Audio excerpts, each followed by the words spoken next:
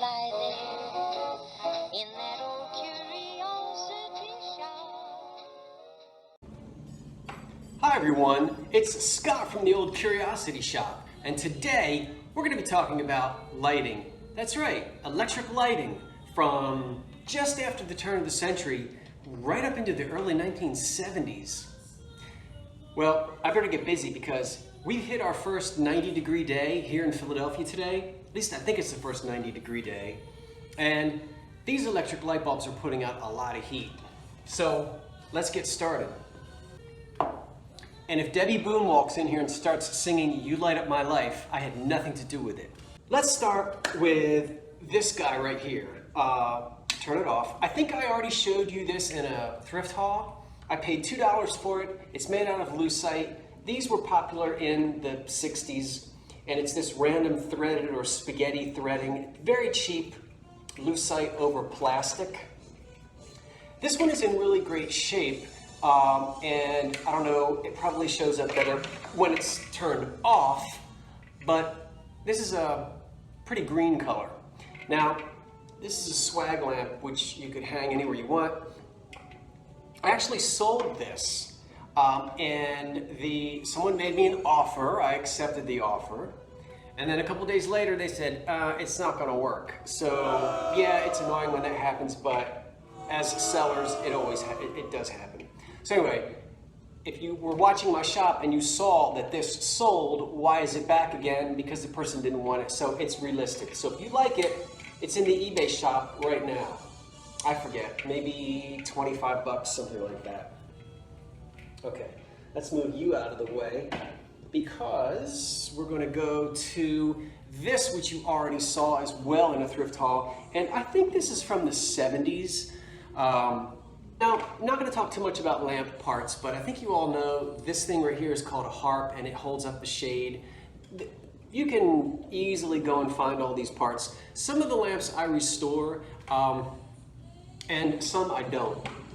This one is going to need a harp because it's going to need a large shade, but we'll just let the new owner decide how they want to do that.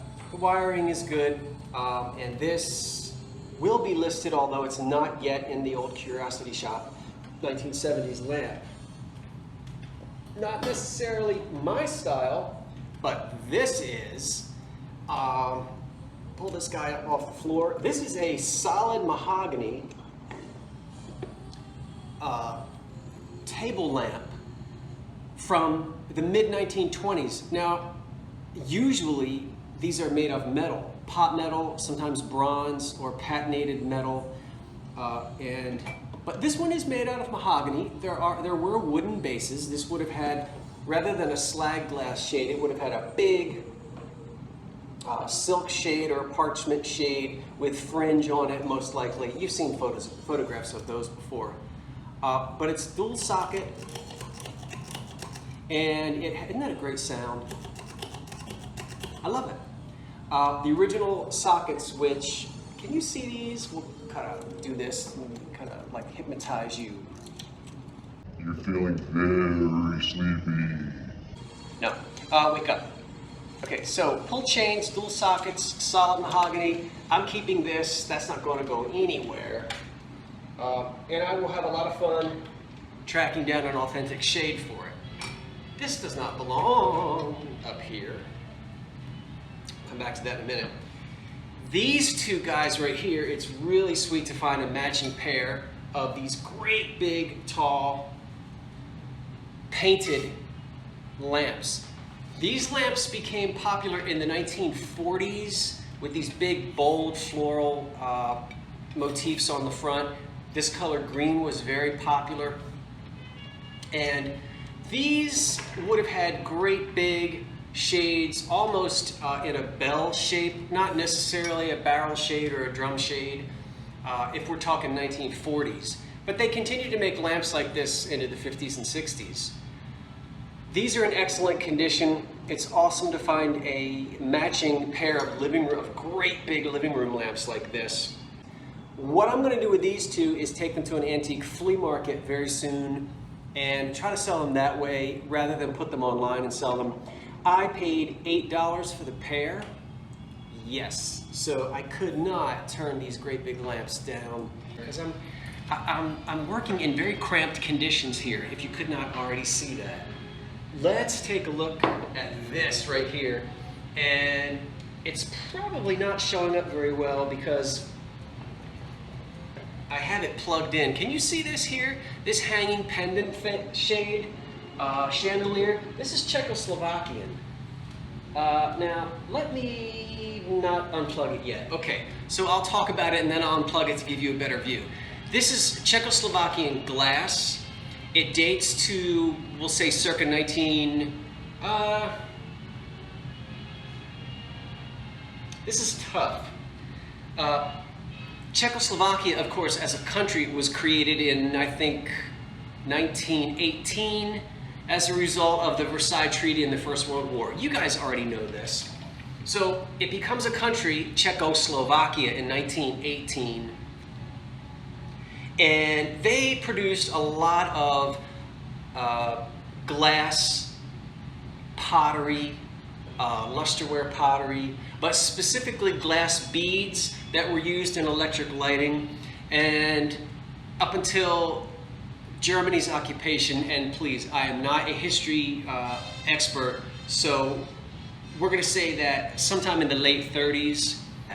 So we can put this sometime between the early 20s to the mid 30s based upon history and style and so forth. Beautiful Czechoslovakian glass. It's a pendant piece, chandelier, not really chandelier, but this would have hung like in a hallway, that kind of thing. And I don't know how far up you can see. The original hardware is all here. This took me a while to clean and to rewire. But a funny story about this lamp, I was in one of those thrift shops where, you know, somebody in the back knows a little bit. They recognize some green depression glass, they recognize Pyrex, and anything like that that comes into the shop, they put in a display case and it's all locked up and you can't touch it. It's hilarious to see Pyrex mixing bowls in a display case, you know, behind glass with these outrageous prices. Hey, it's capitalism. They're allowed to do that. I'm not complaining. Well, yeah, I am. Anyway, this I paid $3 for, and it was all the way in the back where people just bring in junk and dump it off. So it's hilarious that this wonderful piece right here, which I really am having difficulty valuing it, but it's going to take around at least $250 to $300 for me to part with it. And I found it for $3. Okay, it's a really nice piece. I'll unplug it in a minute and let you see it a little bit better. This sadly would have been, there would have been, how am I going to do this? I'm not going to do this. We're going to hold off on that for a second until I move something else. Let's get rid of these. These often do have pretty good value. The little student lamp shades, sometimes called Gone with the Wind or hurricane lamps. You want to look for this swirled pattern.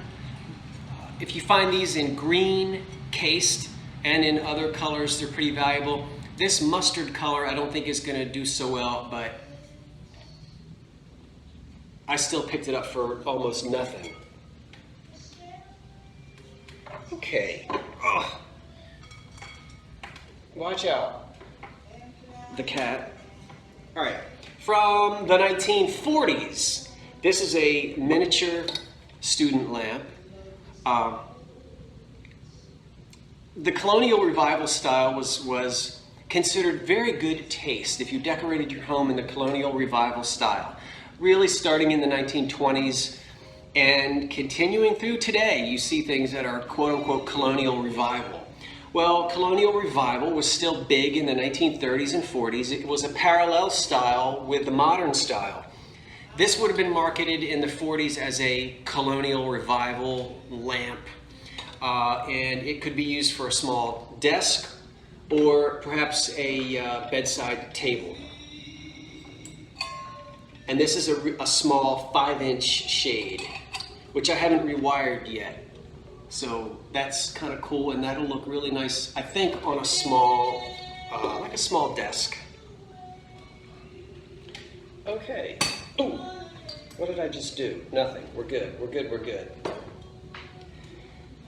This, I almost got detached retina. I was at, where was I? Doesn't matter. But I walked in and for, was it $4 or $5, something around that, I picked up this fantastic 1920s black glass. This isn't pottery, it's glass lamp. Now, black glass lamps became very popular in the mid-20s into the 30s. It was a fad. Black glass was a fad at that time. And so this is a really sweet example. It's all original. There's no problems with this glass at all. Let's pull this. I don't know if you can see a really nice Art Deco finial, which I believe to be original to it. The cap on the top has great original patina as well as the base, and it's a double socket pull chain with the original 1920s Fat Boy sockets as they're known. And I'm getting my fingerprints all over this. This lamp is marked on the bottom, the MS Company. And I don't know who the MS Company is. I haven't tried to do any research on the MS Lamp Company, but I'll figure it out. This lamp, I'm going to rewire it, get myself a great big authentic lampshade for it, and probably keep this black glass lamp because it's really sweet. Has a real elegant look to it, I think. All right, let's keep going. These guys over here are going to a flea market. I paid $2 each. They were originally $3.99. You don't believe me? There's the Goodwill sticker, $3.99, and I got them on half price day. So $2 each. I couldn't say no for $4. They're in excellent condition. That's a very interesting point of view, isn't it? We'll just say no more about that. I'm hoping that one of the designers, interior decorators, sees these and flips and says, oh, I've got to have them. I'm going to take them to the antique flea market and sell them. They're not really in the 1970s burnt orange color. And there's a lot of oxidation on the hardware. So, and I can just, you can tell by the cords and the felt on the bottom and the hardware, you can sort of age lamps. And, but I'm having some difficulty with these. We'll just say anytime 60s, 70s, I would guess. And I just couldn't say no to these. But I'm really ready to get them out of here. Here we have two ceiling shades that would, this is a nice pink one, which could be for a bedroom. And this would, screw into a ceiling shade and then give you a nice cover for your light bulbs. Here's another one. This is 1940s. This one here is more of a 1930s. Oh, and it is so heavy. Big glass shade, and it has the 3 holes in it for the chains. So this would hang, the chains would come out and hook to a ceiling fixture overhead like that. So I hope you can appreciate that. That is also currently in the old Curiosity Shop. This is a very abstract mid-century lamp, sort of pink and brown. And I'm going to date this to the 50s.